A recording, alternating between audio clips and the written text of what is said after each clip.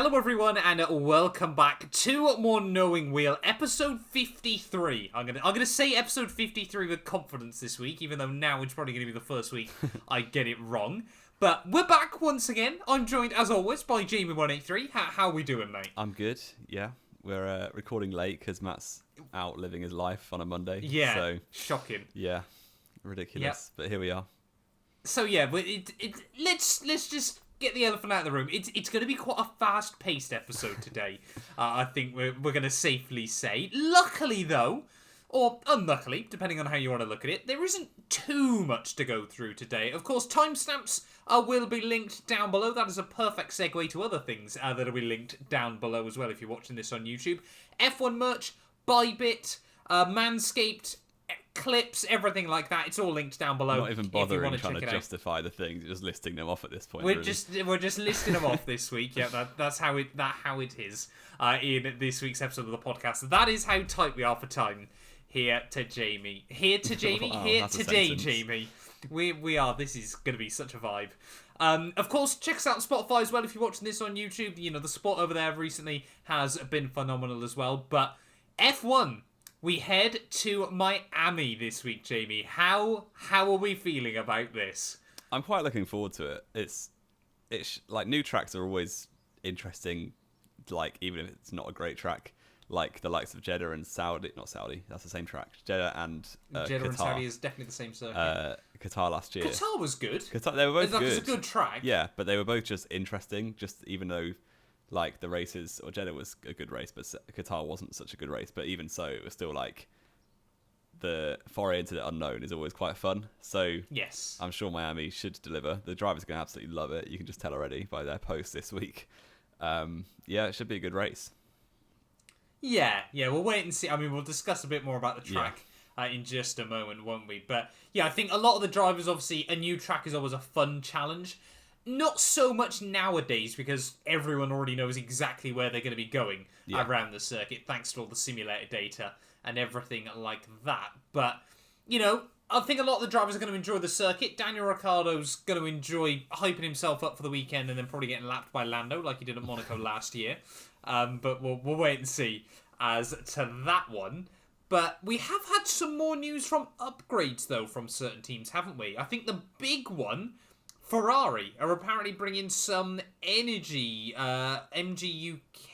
upgrades, aren't they? I haven't actually seen much about that. Well, obviously they're being a little bit shady with it. You know, perhaps we're getting some 2019 style spicy engines again. But apparently, I think it's about an extra 5 brake horsepower, which doesn't sound like a lot, but that's a good 10th a second a lap every lap. Yeah. So, and of course, when you're in such a close fight with Red Bull as they are, any little marginal gain could be a difference maker between winning a race and not winning a race. So exactly, I'm sure the drivers will appreciate the upgrade if it works. It could be a classic Ferrari, put an upgrade on that makes it slower, but we'll have to wait and see about that. So Yes, you never quite know. I mean, I don't know if you read the article this week. Mattia Binotto's come out and said he genuinely reckons each week it's going to swing between Ferrari and Red Bull, who's got the faster car. Yeah. A bit like last year with Red Bull and Mercedes, really. Well, Red Bull had the faster car for most of the year, but yeah. Speaking of Mercedes, though, Jamie, apparently they're also going to be bringing some upgrades this weekend. It's still a bit all over the show, isn't it, for Merc at the moment? It's very, very weird. Like back in the first couple races, they were like, "Oh yeah, once we sort out the porpoising, we'll be rapid," and now everyone's kind of concluded that it's a deeper problem than that. I'll be interested. I'm sure the whole world will be interested to see if they've actually solved anything. I'm not a Mercedes fan, not a Hamilton fan, so I don't really mind. I don't like to see him in 17th, although it's funny once in a while, but not for the whole season. I think for the sport as well, it's good to have 3 different teams up the front. So hopefully it makes a difference. Yeah, exactly. And I mean, I think this was the thing, wasn't it? Mercedes kind of felt like, you know, they could sort of put a Band-Aid on it and then realised it was an artery wound that they had, rather than anything else. It seems like whenever they try to fix it with one solution, it just generates another problem at the moment. But, you know, they're a big team. I'm sure they will get it sorted out sooner, hopefully, rather than later. It'd be nice to sort of see them fighting at the front this year. And I mean, we discussed this last week, didn't we? Yeah. There's been a lot of talk online, sort of talking. I mean, it's been rather interesting, hasn't it, over the last 2 weeks? Two people you'd never expect to come out and support Hamilton have both done so. I don't know if you've seen this. Mark Webber did this morning. Is that one of them? Or... No, he wasn't. Oh, well, he has today. What's he come out and said today, then? It's not Hamilton's fault that he's in 15th because the car is shocking, basically, which is what everyone thinks. So yeah, the two that surprised me was, first of all, Fernando Alonso. Oh wow. He came out last week, obviously saying, it's so dependent on the cars nowadays in Formula One. He went from fighting for world championships to being nowhere with McLaren Honda. Hamilton has unfortunately ended up in the same sort of area. And then even more weirdly, Christian Horner has come out. I think I did see that one, actually. I think, to be honest, it's probably from Christian trying to make it out that Max is still better. But, he was saying, 5 races ago, Hamilton was battling for a world championship, and now he's nowhere. That doesn't happen overnight, unless we're sort of talking someone who has a big crash or something like that. Yeah, they lose their confidence, which hasn't happened. Yeah, the last probable person I could think of with that high-profile case was probably Felipe Massa. Yeah, which was obviously not his fault at all. So no, completely. And he had getting on for a year out of the sport as well, with recovering from it. So yeah, Hamilton is still a good driver. There's everyone's saying he's a fraud. Russell's in 4th, he's 15th. They're just trying to bait people. So yeah, I'm pretty sure he would win a race this year. I'm thinking it's obviously easy parallels to make, but 2009 is starts off doing badly, has 5 races in a row where he's not scored points. Nowhere. In 2009, and then suddenly something changed mid-season, and suddenly I think he got the most points in the second half of the season. Hamilton. Second half of the year, it was Hamilton and Kimi. Yeah. 40 to 38. Yeah, because Button and Red Bull were just frauding it. But there we go. So I'm pretty sure he will. I would at least 1 race. I probably would guess maybe 3 race wins for Hamilton this year. 3 race wins still this year. Fair play. I'm loving that. And I mean, out of 20 races to go, or 19 races to go now. 19 races to go. Yeah, 3 wins. Would you take that? I think I would honestly, at the stake that Merckx in at the moment, I would take that quite happily. I want to see George Russell get a win this year. I want to see Sainz get a win this year as well. Finally get both of those to tick off their first wins. But I mean, even then, Lando Norris, I don't know if you read this week, has come out and said he genuinely believes McLaren now have the 3rd best car. I reckon it's close, based on the last 2 races between them and Mercedes for 3rd and 4th. Yeah, which would be fascinating. If McLaren have finally built a car that matches Mercedes. Yeah, it's just a shame for them that there's 2 teams that have done better than Mercedes for the first time in 8 years. So yeah, I think McLaren are definitely where we expected them to be at the start of the year. They obviously had big problems back in Bahrain and less so in Jeddah, but it was still kind of there with the brakes. But they've definitely got on top of it now, and that's a shame for the likes of HAAS and Alpha, who we all thought would fall off, or not fall off, but other teams would get their act together, like Alpine. Catch up, isn't it? Yeah. And I mean, speaking of HAAS, still there's this ongoing controversy, isn't there, of have they taken a bit too much data from Ferrari? This always comes up every time HAAS do okay for a bit. You cannot deny as well, looking at the cross references, there's a bit of similarity there. Yeah, but it's a lot less than the Racing Point Mercedes back in 2020. Oh yeah, definitely. And definitely. the fine and the point deduction for that was so minimal that this won't go anywhere. But because of that though, they've completely changed the rules around it though. That's what you got to remember. Yeah, yes, it's different rules now for listed parts and stuff, isn't it? But yeah, I don't know. I mean, it does always make me chuckle when people say, well, you can moan about HAAS and then look at AlphaTauri. And then AlphaTauri have got a completely different car to Red Bull anyway. Yeah. AlphaTauri don't even take all the parts they could anymore, do they? No, because they're confident in their own engineering, aren't they? Well, it's obviously that as well is a big part of it, but of course it doesn't really make sense for AlphaTauri to take more Red Bull parts. Because let's say AlphaTauri accidentally nail something, Red Bull can then just nick it. Yeah. Yeah. Why run 1.5 cars when you can run 2 cars? Yeah. If you've got the money for it, why not? Yeah, because it's basically double the development, isn't it? Because you've got 2 independent F1 teams It's effectively like having a $130 million, sorry, $230 million budget, or $260 million even, I should say, rather than 130. Announce Mercedes B team. Yeah, get McLaren back with them. You know, could bring back the good old days. I mean, it's weird, isn't it? Like, we talk about Mercedes like this. I mean, Aston Martin are eyeing up more going their own way each and every year. Lance Stroll wants a championship winner. Unlikely, but that's going to happen. We'll wait and see. And I really do think we might see Williams get more cozy cuddly with Red Bull. And maybe take some Red Bull powertrains. So they've got Albon already. I genuinely think this is the start of a shift for Williams. Potentially. They do always like being independent, but they haven't been for many years now. Not since Dorton took over. Yeah. Dorton have kind of tried to make them a cost-effective team. Yeah. Which is why Latifi's still got a seat. But we'll gloss over that. Damage costs. Yeah. Speaking of Aston Martin, though, Jamie, I mean, we're just rattling through bits of news, aren't we, at the moment? Meandering around news. Mike Crack has confirmed Aston Martin do want to keep Seb. Yeah, I saw that. I saw they said they'd be stupid not to offer, which I think is probably fair enough, really. Especially after last weekend. Yeah. We gave him a lot of stick after Albert Park, and then he very, very smugly just did very well. Yeah. We give Seb stick when he deserves stick. We give Seb praise when he deserves to get praise on this show. Yeah. And he did a fantastic job. Yeah, he did. And it was, P8? Obviously, P8 Stroll secured a 10th, which was pretty good as well for him. Yes, the fact we went from Aston Martin won't score points to Aston Martin have immediately scored double points. I think I said they would score points, which... No, we said they'd score points, but not anytime soon. Yeah. It didn't look like they were in a position. Yeah, they were one of two teams to get both cars into points at Imola. Yes. Which is pretty ridiculous. But yeah, fair play. They would be stupid to not... I mean, at the end of the day, he's a 4-time champion. He might be a lot worse than he was once, but he's considerably better than Stroll. Yes, and he does a lot for the team. Let's not forget as well with Sebastian Vettel, he will make sure that there are green hats in a grandstand. Yeah. I see far too many people on Twitter that spend far too much money on just Seb merch. Yeah, like our entire group chat. Yes. No, I didn't. I bought Stroll merch. Oh, nice. Got a free hat with it. I got a free hat. No, I didn't even buy Stroll merch. I just bought an Aston Martin t-shirt that was so bland, you can't even tell it's an Aston Martin t-shirt. Oh, that's a win. It's incredible. Genuinely, like the writing on it is so faint, it's beyond a joke. That's why I'm repping McLaren Golf again today. Nice.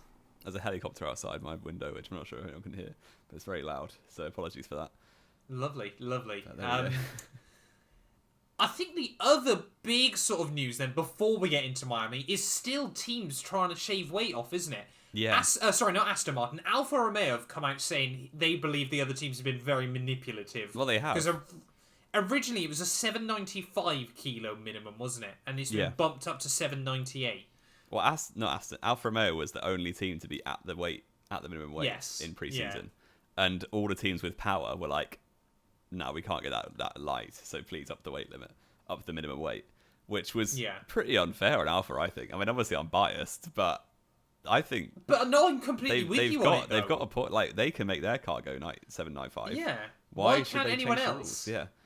So it's led to the extreme examples, I think, of Williams and McLaren, where like they were blue and they were orange in pre-season, and now they're like blue and black and orange and black because they just keep stripping more and more paint.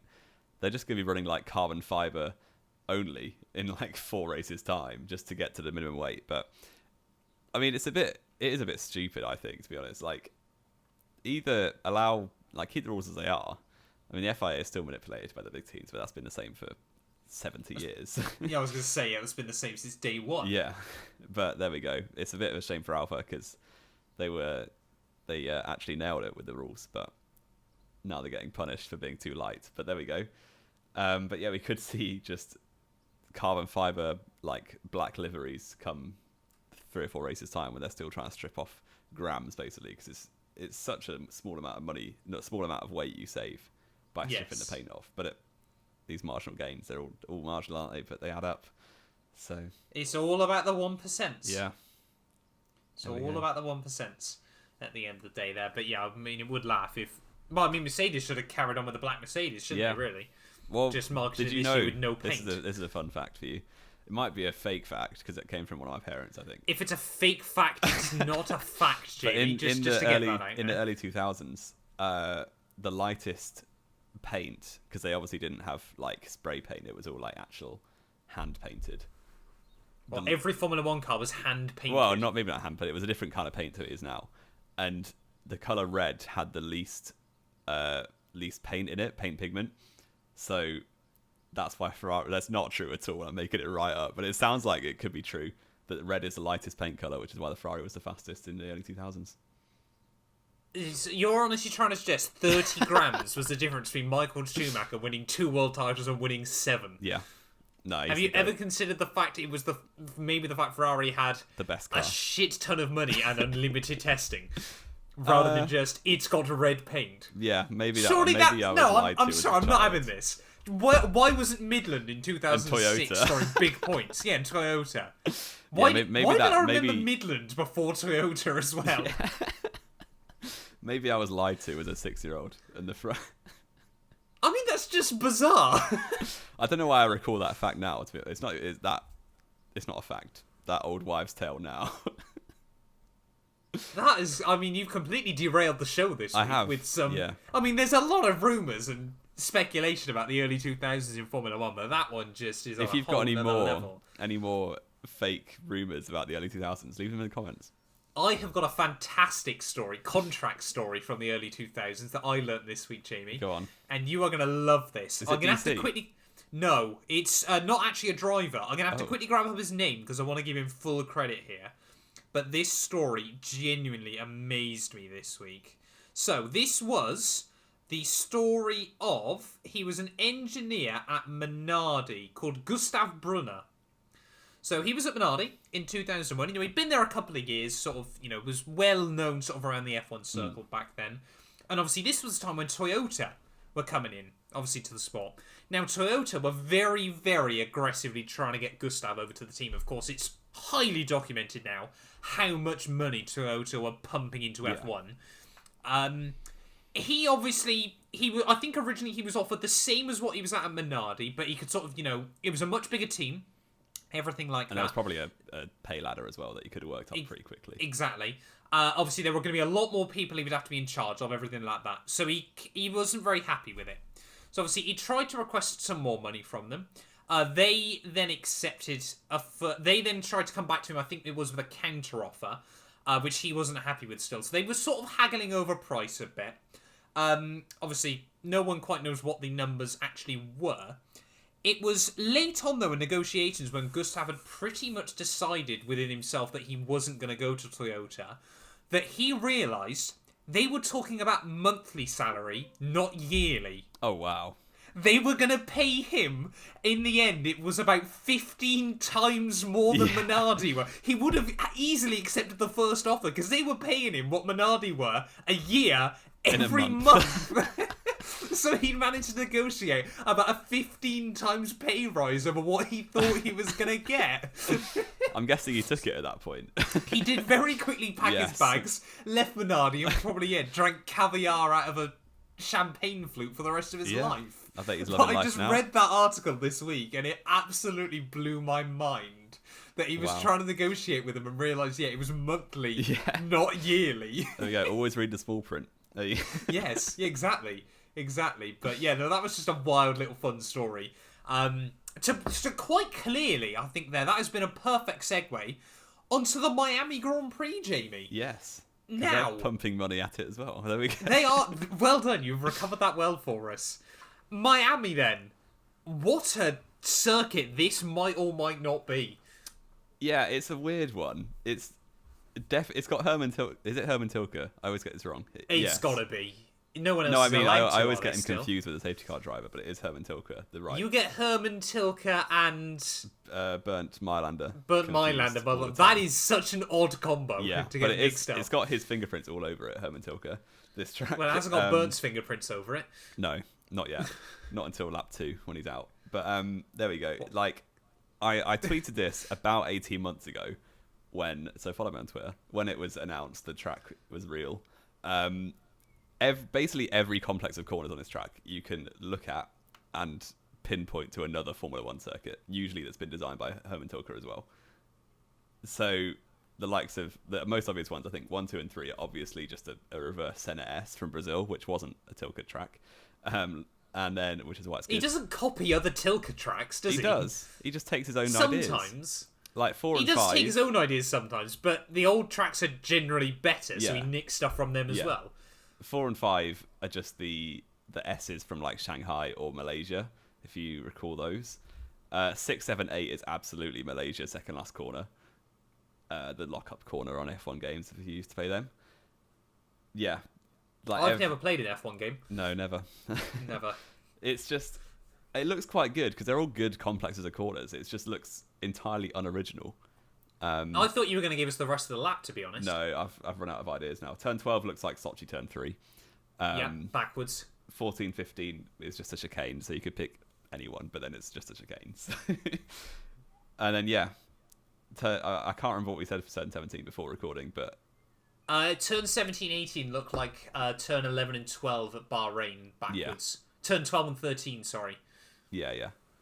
So... Actually, no, even 19 could be included in that. Yeah. It is 11, 12, 13 backwards. Yeah. There we go. So, I mean, it does look quite good. There's plenty of opportunities for overtaking. Mainly down into 17 or 11. And 11, and maybe turn 1 if you get a great slipstream off 18 and 19. I don't know about DRS zones. Have they been announced yet? I think they're going to be from 8 through to 11 and 16 through to 17 and then 9 to 1. 19 to 1, sorry. Yeah, so should be a lot of overtaking, but we'll have to wait and see. It looks like a great venue, to be fair. Yeah, they've added a lot. Like, obviously, last time we raced in Miami, it was through a car park. So I'm glad that they've actually tried. When was this? Sorry, Caesar's Palace. Was that the? That wasn't Miami, young Jamie. That was Las Vegas. That was Las Vegas, of course. Yeah, wrong one. That's in a year's time. There we go. But yeah, I'm glad they've actually tried to jazz it up a bit and put some life around it, and that's a decent segue into the thing that Twitter have been obsessing over this week. Yes, it's a weird obsession. It is. I mean, Twitter's full of weirdos. We're not going to argue against that. But there's been an odd obsession with the idea that, funnily enough, Miami want to make their track look different and exciting. Why wouldn't you build a fake marina? I've got one in my back garden. Have you? No. Oh, well. It wouldn't surprise me knowing you, to be fair. But, why? What? There we go. I really think, like, genuinely, why not? I know you're being sarcastic, but it doesn't detract there is an element anything. of why wouldn't you? Isn't there? It's like, it doesn't detract anything from the track. From a distance, it looks good. Like, obviously up front, it looks a bit stupid because it's like cardboard water. Yes, but like, that bit did make me wonder what was going on. Yeah, but... Like, they could have just built a pond and put a canoe on it if they wanted to. Yeah. Well, do you remember when Jenson Button flipped Pascal Wehrlein in Monaco? Yes. And just put the fake one there. The fake signs. They had the poster boards, yeah, wasn't it? the poster boards were made to look like the marina because they were doing some scaffolding behind the posters. Yeah. Just like, that's exactly the same thing, and no one kicked off then. So pretty much. I think it's a good thing. Like, they're gonna... Here we go. Jamie's gone on the record saying the fake Miami beach is a good thing. Yeah. Well, it makes it look cooler than just like a council. No, I can't say that, can I? I was gonna say it's a car park if it's gonna be anything. Yeah, it's a car park. Yeah, it's just like it brings a bit of more life to the circuit, and it doesn't take anything away from the track. I don't care about. Whatever. That's my rant. Tell you what, my favourite thing about this track is. And what is that? It's the corner names. Yeah, the corner names are very uninspiring. I love some of my favourite corners. You know, the iconic Turn 5, or otherwise known as the Lot 5. Or Turn 6. Flows perfectly into Turn 6, otherwise known as the Training Complex. Yeah. Turn 17, 18, which are my favourite, I think. Hospitality Village. And Turn 18, known as Lot 6. Yes, so there we go. I even quite like Snake Canal. Yeah, that's a very good corner, Snake Canal. Which, I wonder if they've got a fake canal there. Or a fake snake. Oh, yeah, maybe both. They're both made of cardboard. Oh, dearie me. Oh, dearie me. Yeah, I think though, like we said, looking at Miami, this is the problem, isn't it? With going to a new F1 track. Now, I did wonder whether we should try and scheme this together, Jamie, and one of us say the track's going to create a brilliant race, and one of us say the track's going to create an awful race. But even then, I think the best example we can bring was the first year at Baku was awful. Yeah. And then since then, it's delivered fantastic races every year. Apart from one, which was awful as well. Yes, yeah, did have one other useless one, didn't they? But Yeah. apart from that, it's been pretty good for the most part. Yeah, and it is always interesting going to a new venue. I think it should be good. Like, it's not the sort of track you look at and be like, that's awful, like Sochi, where you look at and say that's terrible. Yes, yeah. Like, there's plenty of technical parts, there's good flowing corners, there's plenty of overtaking opportunities. It's just like, the problem is, sometimes tracks just can't do anything about it, because, say in qualifying, you get all the cars qualifying in the order that they should be, then why would you have the overtaking? Well, you make a track that punishes mistakes. Yeah, which the barriers are very close around here, aren't they? So yeah, but then no one makes mistakes. You want gravel traps. yeah, Jamie. I suppose. Yeah, That's what you want. Get back you want to an Imola old school again. circuit like Imola. Yeah, exactly. Exactly. I miss Imola. Yeah, it's been too long since you went, hasn't it? It has. Yeah, it feels like forever now. It feels like forever. But I mean, it's good job for Carlos Sainz. No gravel traps to end up in. Yeah, he can't end up in a gravel trap for the third race in a row. No, exactly. But yeah, I want to say this. I mean, to be fair as well, we've kind of come to Miami at the right time. Now we know the cars can stay closer. I think it does open up a lot of opportunities at a lot of tracks, doesn't it now? But I think the big one will be the run down into turn 17, maybe a bit into turn 11. But I think a lot of the first half of the lap is just going to be single file, and then between 11 and 16 is just going to be, you're never going to risk a move because you just slipstream past That'll them be like the last down sector to at 17. Singapore, won't it? Yes, yeah. Exactly. But, well, I mean, we'll wait and see, though. Again, we don't want to sort of call these things too early, but who knows? Who knows what Miami's going to hold? Let us know down in the comments below what you think Miami's going to hold. Shall we get on then, Jamie, to our last big piece of news before we get into our predictions? Yes, let's do it. And Go it's on. been finally confirmed after what feels like about 5 or 6 years. Like, ever since I've joined, like, F1 Twitter community back in, like, 2015-ish. It's about 2016. Yeah, there's been murmurs of Audi and Porsche, or the VW group generally, entering into Formula 1. And finally, they've actually said they are going to. Now, it probably won't be until 2025 or 6? 2026, yeah. But they've said that Audi and Porsche, which are both part of the umbrella group of VW. Now, quickly, before we go any further, Jamie. Yes.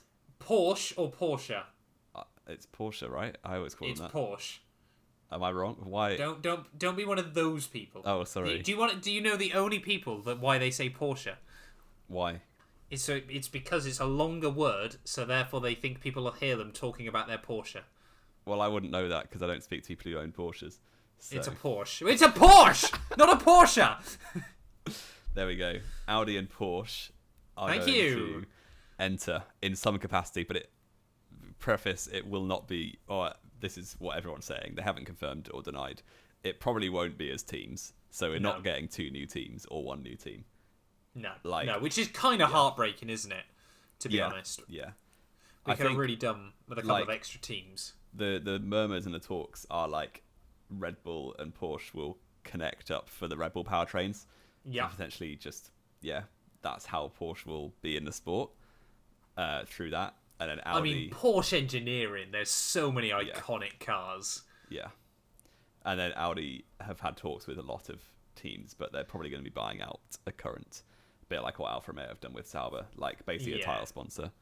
I think they're going to go McLaren. McLaren have been the one with most talks, but I don't see the McLaren name dropping off, to be honest. No, but they'd be McLaren Audi. Yeah. I think if Lawrence Stroll wants to sell, that could be a good one for Audi as well. That's very true. But we'll have to wait and see. But yeah, both those names will be in Formula 1 in the next 5 years, but neither of them as new entries, I don't think. Or it's highly unlikely. But we do have the American one, Andretti. Are they still Andretti going? is still talking. There's still talks there. I mean, it is a bit of a shame, isn't it? Because, I mean, Porsche and Audi, I mean, sensibly, if VW Group are getting involved, they were never going to put two teams up against each other. No. It just wouldn't make sense. But then again, they did that in LMP1. They've done that in Formula E. Everything about it just always seems a bit weird. Two teams one after another. What, in F1? Yeah, Red Bull and Toro Rosso. Toro Rosso. But the thing was, obviously, Audi wasn't a junior team for Porsche, and Porsche wasn't a junior team for Audi. It was just 2008 when it was a disaster, and Toro Rosso beat Red Bull. Yeah. But yeah, I mean, it would have been nice to have at least one of them bringing in. But all it sort of makes me wonder is, are we going to see more open restrictions on the new power units? Because, of course, the reason why Porsche and Audi went up against each other in LMP1 was the fact that Porsche was famously using a V4 diesel, Audi was using a 6-cylinder petrol, with obviously completely different hybrid technology as well. Yeah. Yeah, I think the engine regulations for 26 haven't been finalised yet at all. They have not. There was, interestingly, we forgot to put it in our notes, but they did release the initial idea of what they want the new cars to be like. Yes, which is generally smaller and lighter, which is what everyone's been desperately screaming for. Needed. Yeah, Formula One cars should not weigh 800 kilos. And they shouldn't be too wide to get two cars side by side. Through the Baku Castle section. Yeah, the minimum. That should be the goal now. The minimum width of a track should still be wide enough for two cars to go through side by side. Yes. Yeah. Which hopefully it will be with the new rules. But yeah, so I think the engine regs are still very much up in the air for 26. But you kind of imagine that a massive corporation like VW will probably be we're entering if you do this. So, yes. Oh, yeah, completely. Yeah, completely. There's going to be quite a lot VW and of Porsche politics. will decide what the new regs are, and everyone else will have to bend to their will. Yeah. Yeah. It does make me... Yeah, sorry, my mind is kind of just racing here with different optimistic ideas as much as anything else. What if, Jamie, we saw Formula One make a massive switch over to biofuels, but a lot more open about what engines you could run? So obviously completely biofuel. Well, they've already committed to the current V6 turbo hybrid. To the end of 2025? Well, I'm reading a BBC article that says the architecture of the engine will be the same as now, a 1.6 litre V6 turbo hybrid. So I was going to say, bring in biofuel completely. Biofuel is where it's going, definitely, I think. I do hope so, because, I mean, you could legitimately then bring back V10s. Yeah. Or V12s or V8 with biofuel. Yeah. And that would be the dream. Yeah. Because those Porsche Super Cup cars are incredible at a track. Yes, yeah, but they're only V6s. Yeah, but even, it's just the noise they make is Well, no, actually, no, I think they're straight 6s. Oh, well, I'm pretty certain still. Yeah. But yeah, I mean, Formula One cars, again, when you're at a track, they don't sound bad by any means. No, but it's nothing like it used to be. Yeah, I was watching back some footage. I think it was, I want to say 2003, where Juan Pablo Montoya took pole at Monza by 0.02 of a second over Schumacher. Which for a while was the fastest lap ever, wasn't it? No. You're thinking of the wrong session. He did that in free practice, weirdly. Oh, that is weird. Because obviously refueling. Oh, yeah, things like that, yeah. But yeah, you imagine being at Monza listening to a V10. You just want that vibe back. You want that energy back. The end of what year? I think it was the end of 2019, where they sent out Alonso last year, wasn't it? In the R25, because obviously Alonso was coming back in 2021 with Alpine, wasn't it? Yeah, yeah. So in Abu Dhabi, they sent him out in the R26. R25. R25, yeah. Which is V10. Yeah. Yes, the last, excluding the Toro Rosso from 2006, it was the last V10. Yeah, and you hear the paddock interviews after the race with Hamilton. They're all loving it, and they just hear this V10 going around the track. It's like, wow. So I mean, they were just a different breed back then. Yeah, but they were horrendously unreliable. So we've come a long way. Yeah, but I think with modern technology, you could make and the thing was as well, they were horrendously unreliable because you could swap engines out every race. Yeah, engines had to last 2 races. That was only in 05, I want to say, as well. They only did 06, I've been watching 06 season review, and the engines fail at least 2 a race would just fail. Yes, and it was a lot of BAR, wasn't it, early on in the year? And Williams were just horrendous. Yeah, and I mean, I think you could make V10s far more reliable, but I mean, even now, probably I thought with the engineering you've got, you could probably look to make a V10 pretty reliable for 5-6 races, even at 19,000 RPM. I mean, I don't know if you've ever seen the footage of Honda. They tested, I think, one of their V10s. I think it was up to something mad, like 21,500 RPM. That's stupid. And it was just bonkers. Yeah. And, like, engineering's come a long way in 15 years, so... Yes, yeah, exactly. I mean, this was before the modern packaging of Formula 1 cars. That was right at the end of the V10 era. I mean, we have got very off track. We have been rambling for minutes. We've gone to V10s out of nowhere from this, but it does bring us nicely back, Jamie. I'm going to tell you a story about Gustav Brunner. Oh, again. 2001 Minardi engineer, yeah. We're talking about V10s. But anyway, let's try and get this show back on the road. Final bit then, Jamie. Predictions. Although now, I'm going to have the next 4 races where I'm going to predict first. Yeah, because I'm doing too well and Matt's throwing his toys out the pram. Hey, no, you actually said it, not me. You said I could pick first for a while. I didn't even bring up the idea. I'm picking go ahead. First, it's though, currently this week. 16-9 to me after I got so many points for predicting Matt's that's domination. Not good. Yeah. Right. Paul Leclerc. Boring. Race victory. Leclerc. Verstappen. Perez. I think Sainz is going to have another disaster. Oh, no. I don't want him to have another disaster. This will be the one that he wins. Oh, don't now, because it will. Oh, Sainz is actually going to win this now. You may as well predict that. I will go Verstappen, pole position. Okay. Yep. We basically just go the opposite to each other. Yeah, pretty much. I will go... Oof. Oh, I want to be interesting, but I'll go You're going to need a lot more than 3 predictions, mate, to make you interesting. Wow. Verstappen pole, Verstappen win. Here come the comments. I can hear them already. Perez, another Red Bull 1-2. And Sainz, Leclerc disaster class. There we go. Okay, interesting then. Interesting. Ready for the Miami Grand Prix. Yeah. But yeah, I mean, again, it's a bit difficult to really sort of talk too much about the race, isn't it? Because we've never been here. We don't know what's going on. Nothing. But well, we'll wait and see. For all we know, it could be an Alfa Romeo track or something bizarre like that. Looking at it. Do that. Guan Yu Zhou podium. Let's go. Oh, don't. Anything else to add though, Jamie? Before we round out. Sort your fantasy teams out. There's streaks happening. Yes. Yeah, that's a very good point. Sort out your F1 fantasy teams before this weekend as well there. But thank you all so much for watching / listening. If you have enjoyed, please do make sure you leave a like and get yourself subscribed or followed. We'll be back next week, hopefully not in such a rush, ready to review the Miami Grand Prix. Looking forward to a late evening race, Jamie. I think it's 8 PM race start, 7 PM race start. Yeah, it's definitely in the evening. It's going to be a vibe. My calendar has 8:30, weirdly. Maybe it's that. I am not going to be able to watch the end of the race if I've got work at 6 AM Monday. I tell a lie, of course I'll watch the end of it, but still. But yeah, thank you all so much for listening, and we'll be back next week ready to review the Miami Grand Prix.